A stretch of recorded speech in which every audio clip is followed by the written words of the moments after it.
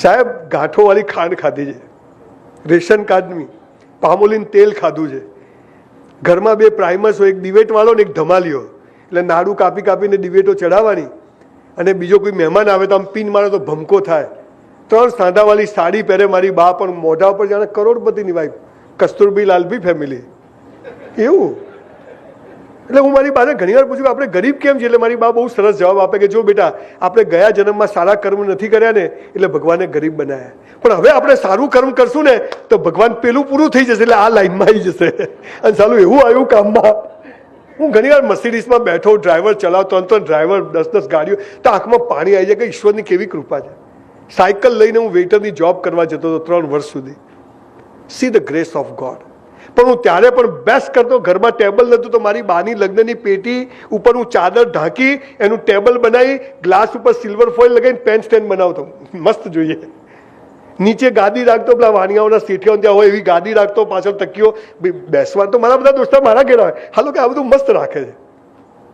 જે કર્યું તે બેસ્ટ કર્યું, અને બેસ્ટ કર્યા પછી ઈશ્વરે જે કોઈ પરિણામ આપ્યું, કોઈ દિવસ મરવાનો વિચાર નથી આવ્યો, સુસાઇડ કરવાનો વિચાર. ઇજ્જત ગઈ તો ગઈ.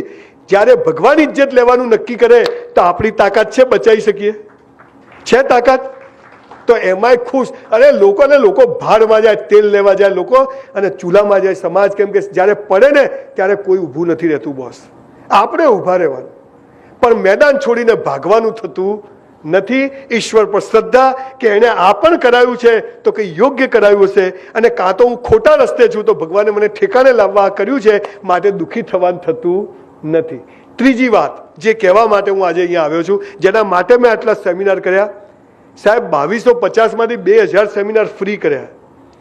પેટ્રોલના નથી લીધા, વિમાનની ટિકિટ નથી લીધી, આવવા જવાનું ભાડું નથી લીધું, હોટલનું નથી લીધું, અને અત્યારે 2 પૈસા લઉં છું તો એક સારા કામમાં વાપરું છું. અમારો ધંધો નથી, મારી ઓકાતથી વધારે આપ્યું છે.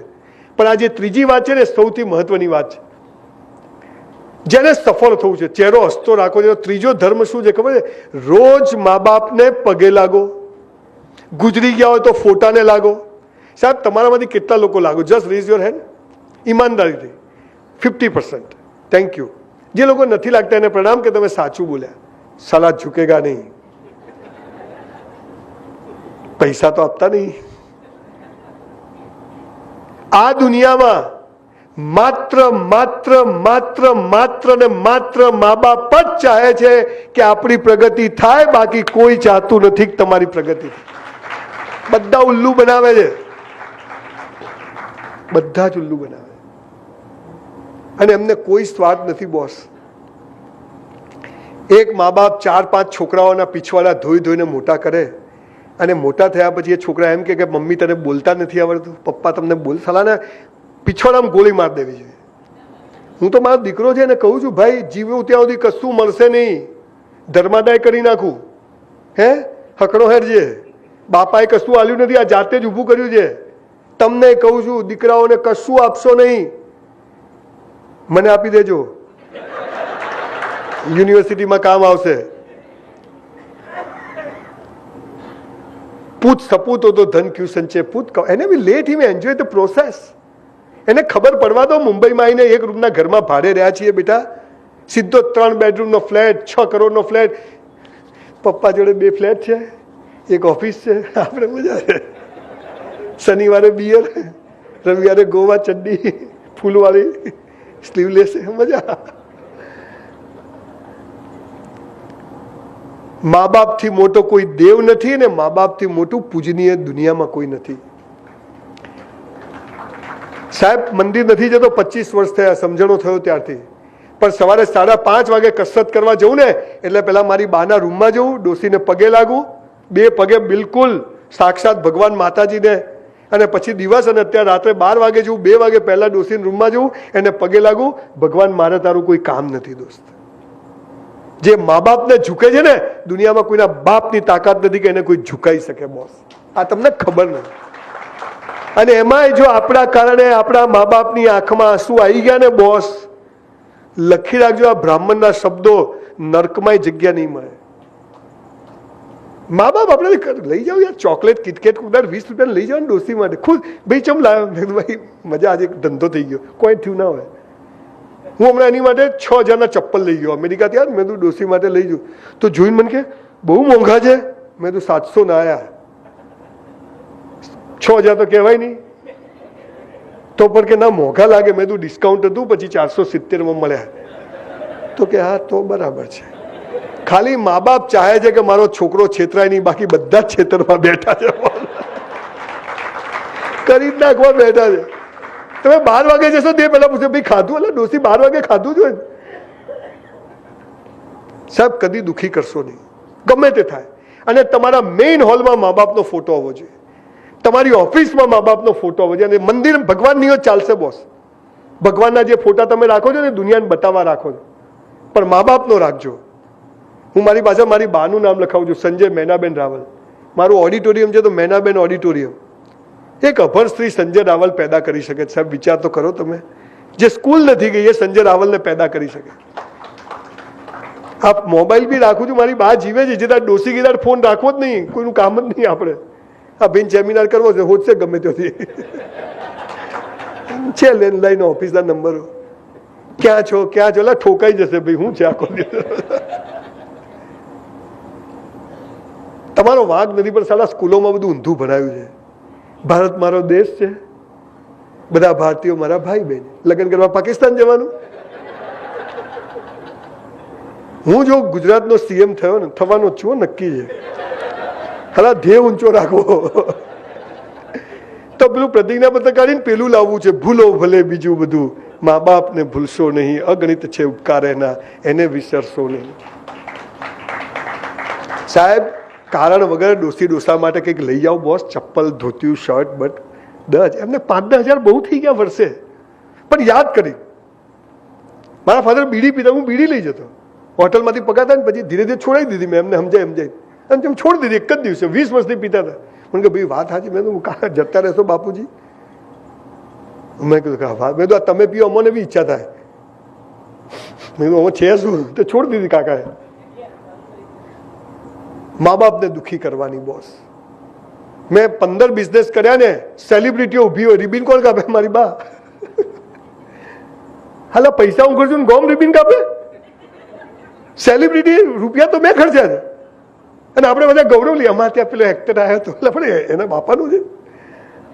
આપણા મા બાપને ઊભા રાખવાના, દુનિયા ઊભી રહે. અને એ જે દ્રશ્ય હોય છે ને, ભગવાન ઉપરથી પુષ્પો વરસાવે, તમને ખબર નથી બોસ. ભગવાન પુષ્પો. આપણે માલ વેચવો છે, માલ બદલાય ના એની ચિંતા. આ બધું કરવાનું કરતા આ કરો એટલે પેલું ઓટોમેટિક થશે. પપ્પા મમ્મી જીવતા હોય તો લઈ જાઓ એમને. આ અમેરિકા લોકો મા બાપને કેમ લઈ જાય? છોકરા રાખવા. સાલા પહેલા તમારા પીછવાડા ધોવે, હવે તમારી ઓલાદના પીછવાડા ધોવે. નર્કમાં જશો. આવું કરવું નહીં. આપણે તો પાલનપુરમાં 3 વર્ષ સંડાસ બાથરૂમ સાફ કરે. કીધું અમેરિકા જઈ શું કરવા? અત્યારથી એ જ કરે છે. પછી અહીંયા બોટલ લઈને ફરે, વેરી ડર્ટી. સાલા અહીંથી જ ગયો છે તું ભાઈ. હું તો અમેરિકા જઉં 20 દિવસમાં તો ડિપ્રેશનમાં આવી જાઉં. ક્યાંય પાનની પિચકારી નહીં, ક્યાંય ગંદકી નહીં, ભિખારી નહીં, લારીઓ નહીં. આ શું ના ચાલે? ચાલો જેવી છે મારી માં છે ભાઈ, જેવી છે. એટલે માતૃભાષા, અંગ્રેજીનો બહુ વેમ રાખવો નહીં. અંગ્રેજી ભાષા છે, હોશિયારી નથી. ગમે તેવું કૂતરું પાછળ પડે તો હેડ હેડ આવે કે ગો ગો આવે? ગો ગો આવે.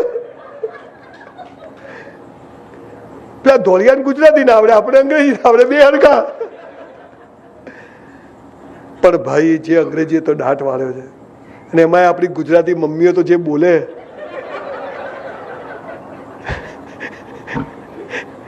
બેટા લેગ્સ ફોલ્ડ કરી દે, પલોઠી મારી ને તો આવું કેવો. અને મારી મા એને કે પલોઠી વાળા. માતૃભાષા, મા અને માતૃભૂમિ, આ 3 માટે જે જીવે ને એને જીવનમાં કદી વાંધો ના આવે. હે ને? આપણી ભાષા, તમે કચ્છી હો તો કચ્છી આવડવી જ જોઈએ. તમે જે કમ્યુનિટી, તમારી દેશી ભાષા, જે તમારી મા બોલતી હતી એ તમારી ભાષા. બીજી 10 ભાષા શીખો, એમાં કંઈ વાંધો નથી. એટલે મા બાપને દુઃખી કરવાની, અને મા બાપને પગે ના લાગો તો તમારી ઈચ્છા, પણ એવું કોઈ કામ નહીં કરવું કે આપણા મા બાપને કોઈને પગે પડવા જવું પડે. એવું કામ કરવું નહીં કોઈ, ગમે તે. આજે આપણે ફાર્મામાં એક આવો ઠરાવ કરીએ. આજે કરીએ સાહેબ એક ઠરાવ કે આજથી આપણે બધા જ આપણા મા બાપને પગે લાગીશું. અથવા ગુજરી ગયા હોય તો ફોટા, તમારા છોકરાઓને કહેતા નહીં, તમે ખાલી લાગજો. એ તમને લાગશે. કહેવાની જરૂર નથી, આ પ્રોસેસ છે. Action speaks louder than word. અચ્છા, સાસુ સસરા નહીં લાગવાનું, તું મારા પપ્પાને લાગ, મારા પપ્પાને કોણ લાગશે? ના, એ નહીં થાય સંજયભાઈ. એક ભાઈ તો ઉભા થઈ ગયા, वो नहीं होगा. अरे पर मैं तो पर तुमने बोला ना कि सबको करना है, गुस्से થઈ ગયો માણસ. મેં તો તમને એક સારી વાઇફ તો, હા કે વો બાત તો મેં એટલે લાગજે, લાગ ને ભાઈ. જુઓ, અપસીઓ હોય ને એ કાળા ભગવાન બનાવે, આપણે ધોળા બનાવે.